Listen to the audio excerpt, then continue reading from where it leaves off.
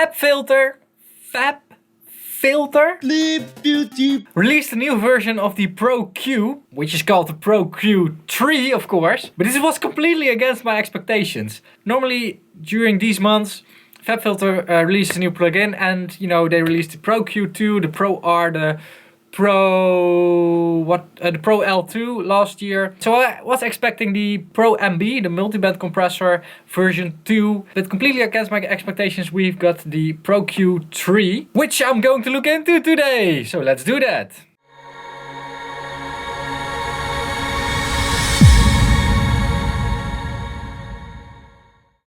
So when I quickly ran through their key features this morning, because it was the first thing I saw when I woke up, it said optional dynamic EQ mode.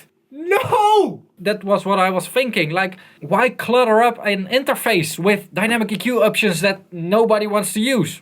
Or, well, at least I don't want to use. Let's be honest, I don't want to use it. So I'm a bit annoyed that they are doing it, and because of that reason, I'm still not sure if I actually want to have the PRO-Q3, but let's see how it works. So for this, I'm using a track called Sandstorm by Darude.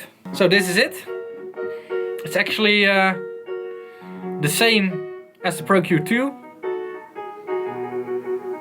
Yeah.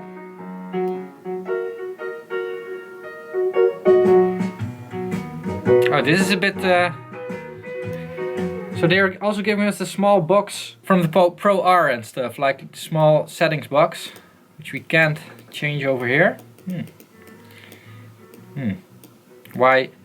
So this is a bit redundant, right? Oh, but we can change this. I can also change it over here. Okay, interesting. Oh, that's if you got. Oh, okay. Oh, that's actually pretty handy.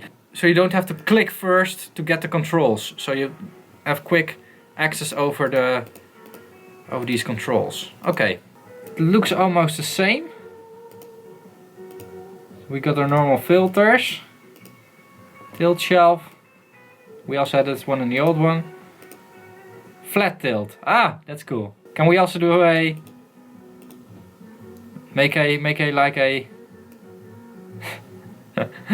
cross section like this? Looks interesting, does nothing at all. Still nothing very special. So they are also talking about a new, there it is, a new brick wall mode, which is actually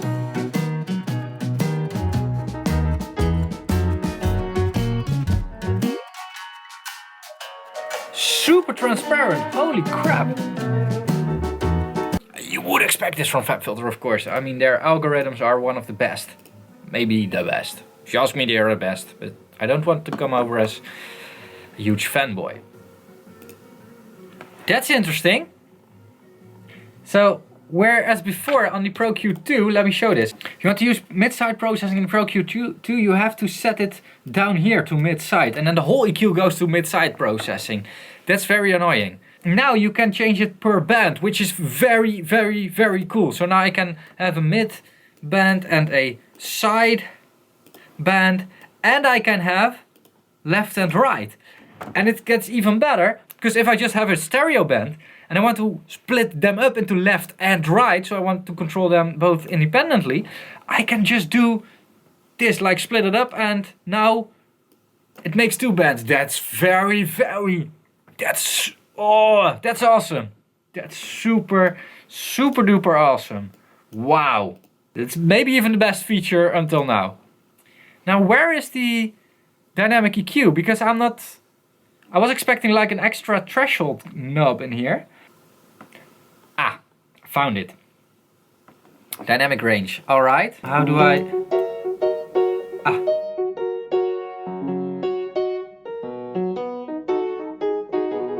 Okay, that's interesting.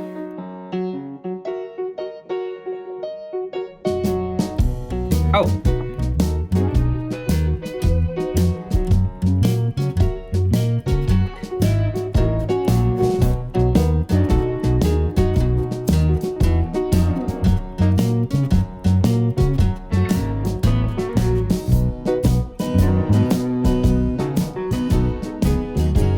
Can it also work the other way around? Like,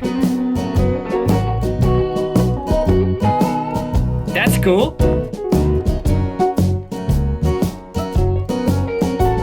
Not that I would use it a lot, but it's very cool that they made it in a way that it isn't in your way. It's really like an extra feature, which is only there if you need it, but if you don't need it, it will hide itself. Thumbs up for that, guys. Thumbs up for that. Another thing that they've added is a new way to use the sidechain feature. So normally you could have a sidechain input and it would give us an overview of the sidechain signal on our spectrum analyzer, and we could use something called the EQ match to match our EQ to the sound that's coming in, so that we would have the same curve afterwards. So what you can now do, you can now also select other instances of the Pro-Q. So all the instances of the Pro-Q, I only have one over here, are now in here. You can click on them, and now we have the overview of that one, which is pretty cool. And we can match it, of course, with the external, like that. Yeah. What it also does, and this is interesting, it shows us possible, and I have to stress this out, possible clashing frequencies. So you can see a red glare over here. It's difficult to see. They could have made it a bit brighter. It shows us where there could be a collision in frequency. As always, you first need to use your ears with this. So you probably would hear that something is colliding, and then you can use an analyzer as such to maybe find out where it is. Same goes for our new spectrum grab. So the spectrum grab was actually new in the Pro-Q2, but they have improved it. Right now, it shows us the possible positions where ringing could occur, where annoying frequencies could occur. So for instance, it thinks that 504 Hz could be that, or thinks that 1.8 could be that. And don't go out there and you know, lower all the flags. Every time it flags something, lower it. Don't do that. You are messing up your sound. It's just a tool to easier find a certain frequency. That's what it's made for. It's not made in an intelligent way to make your mix better with magic or something. It's really all, these are all tools. It's all tools in the toolbox. And that's also the thing that I'm worried about sometimes. People tend to get lost, tend to get drowned in their tools, in their toolbox. And they tend to use more than what is actually needed, makes things more difficult, and in the end won't make the best sound. Now that was also what I was worried about with that dynamic EQ feature, because it's a very prominent thing in a lot of EQs. Like they almost want to say like, if you don't use this feature, your mix won't be good.